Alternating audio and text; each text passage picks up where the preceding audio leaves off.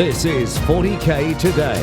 Lionel Johnson, Horus, Gilliman, Magnus, Corax, Mortarian. They all listen. Not Lehman Russ. He does his own thing. Greetings and salutations, and welcome to 40K Today. This is your daily 15-minute news, views, and interview show that covers the entire hobby of Warhammer 40,000.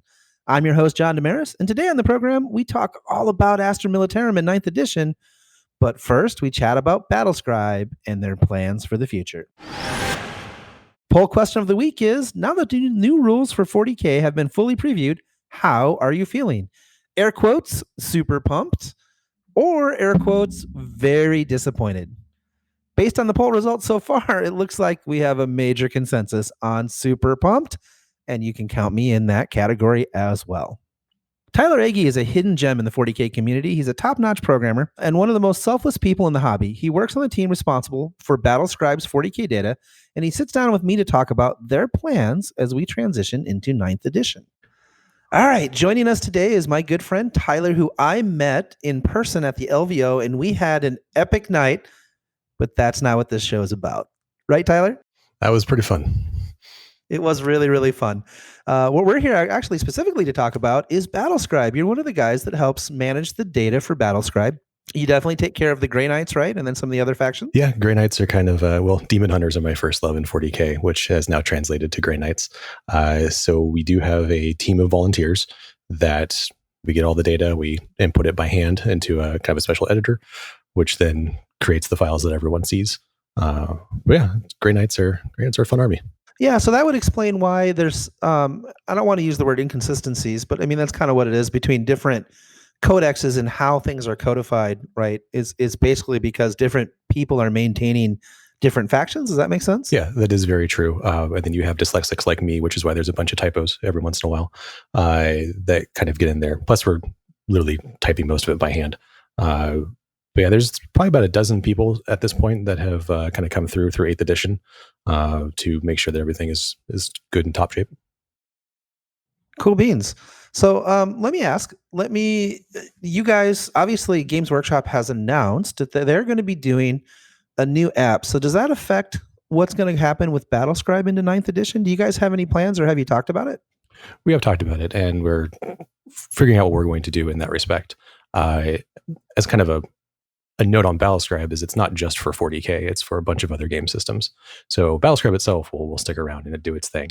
The data for 40K will evolve because there will be some changes like the way that detachments work. We still got to put that in there. There'll be points changes that'll come up.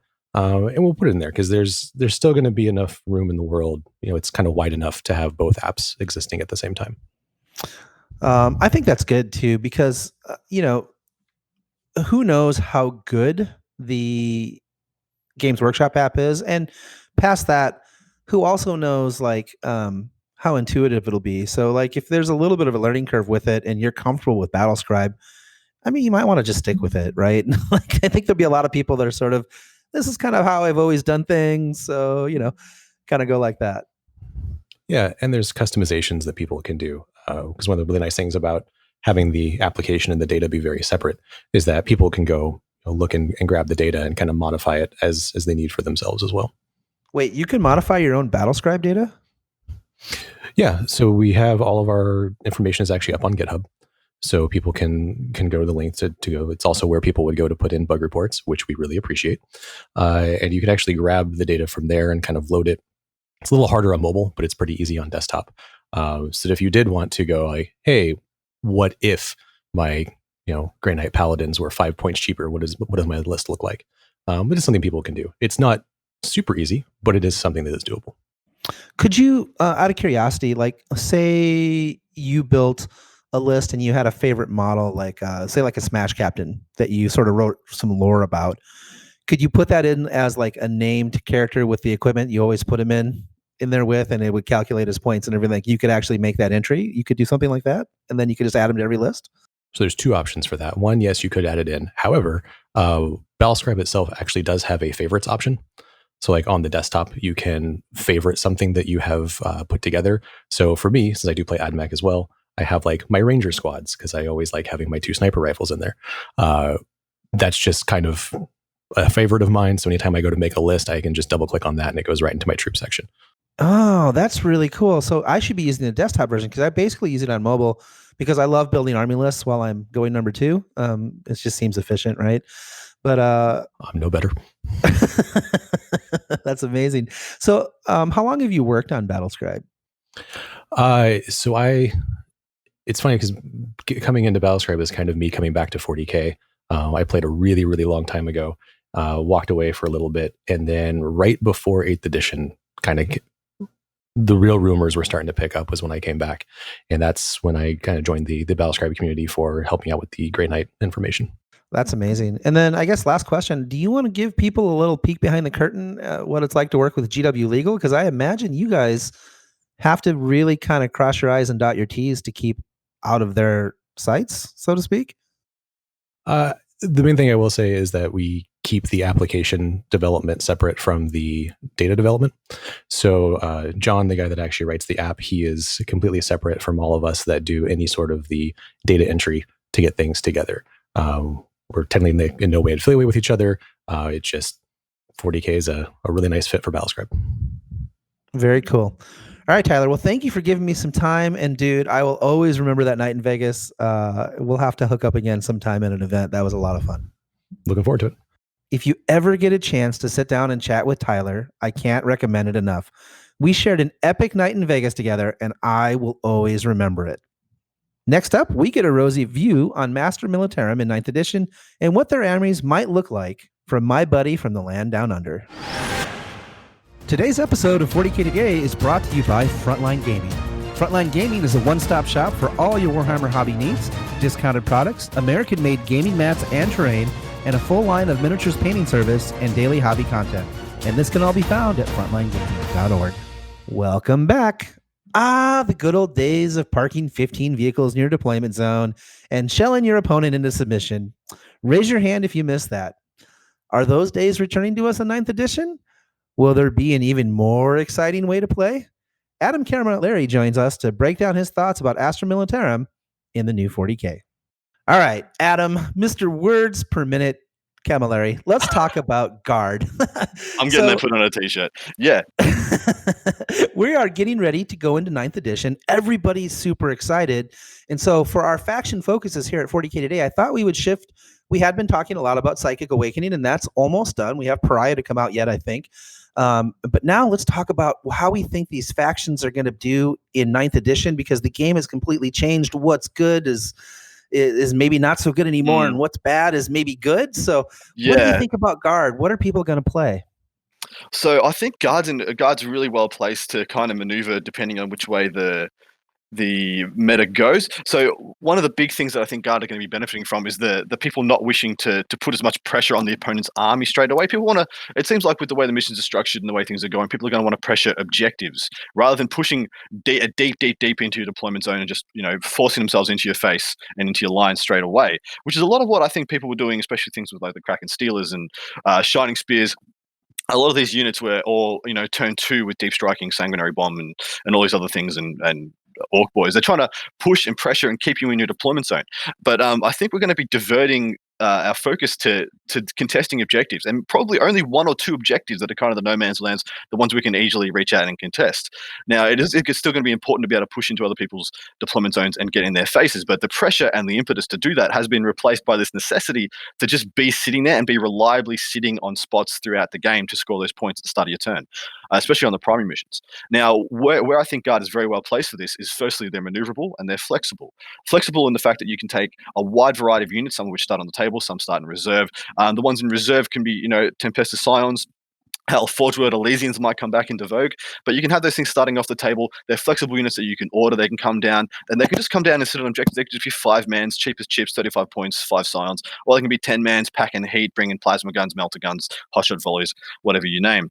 On top of that, the vehicles that we've had have all of a sudden just completely switched in purpose. So Lehman Russes before, in 8th edition, you kept them secret, you kept them safe. They were your precious. They were your quarterbacks. You had to keep all the other blokes off them, so they kept shooting game in, game out, got you value. Now you can legitimately line the front of your board edge with Lehman Russ tanks, and have this imposing and movable spearhead of toughness 8 pushing into the center of the table. And I think that's a very exciting change for us. So does that mean you might see, dare I say, heavy flamers on sponsons on Lehman Russ dearie, tanks? oh my.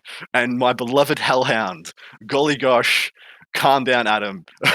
I love Hellhounds so much, and they are looking like they are them and their ilk. Even Chimeras with 2 heavy flamers all of a sudden get this new lease on life. Like you took a Chimera with two heavy flamers, it runs you about 88 points, 90 points if you want to chuck a stubber on it. That loadout, that platform, it's toughness 7 with 10 wounds and a 3+ save. All of a sudden, it has 12 lasgun shots when you're within rapid fire range, of course. Has 3 stubber shots at strength 4, and has 2d6 heavy flamer shots at not at 8 inches, as we know. On top of that, you take it as Catachan and you get a reroll on one if not both of those. And so I think there's a lot of opportunity there.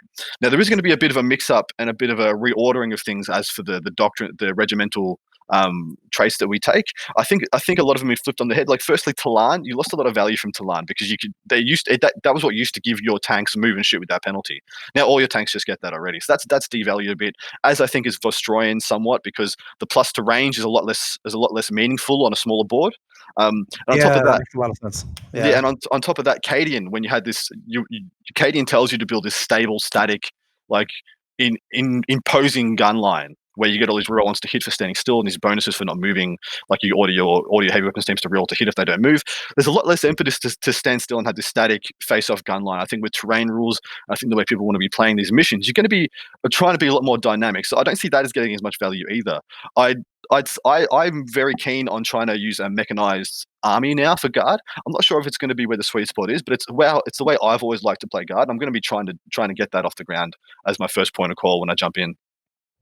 Yeah, I think the other thing that can't be underestimated, right, is if you play a mechanized version of guard and you hide all of your guardsmen in transports, it gives you the option to pop out a unit, right? And then get them on an objective just to, like, if you the way the new missions work, objective secured bodies that can move are going to be deadly good at just denying somebody points for standing on an objective, because you're just like, cool, I'm going to put these 10 guys on this objective, and suddenly the objective you were holding, you're not holding anymore.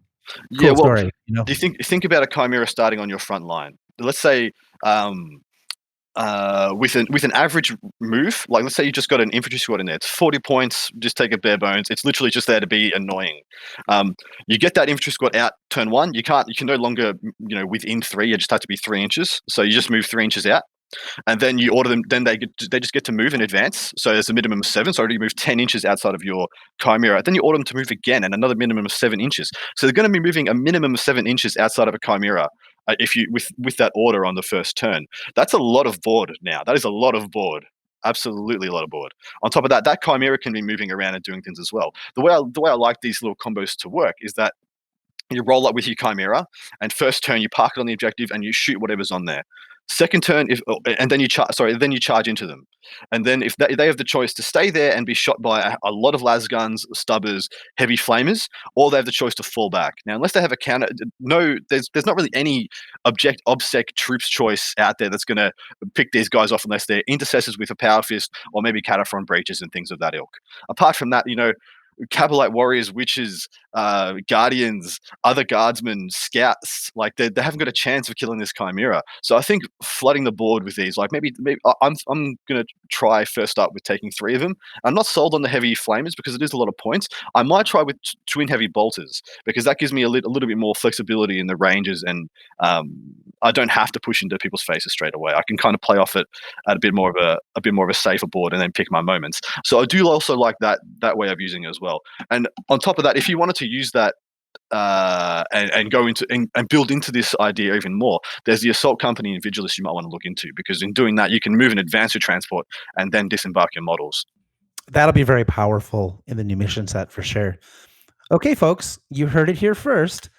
Guard is going to be now again a mechanized army, but instead of a parking lot, it's going to be rolling forward right into your face.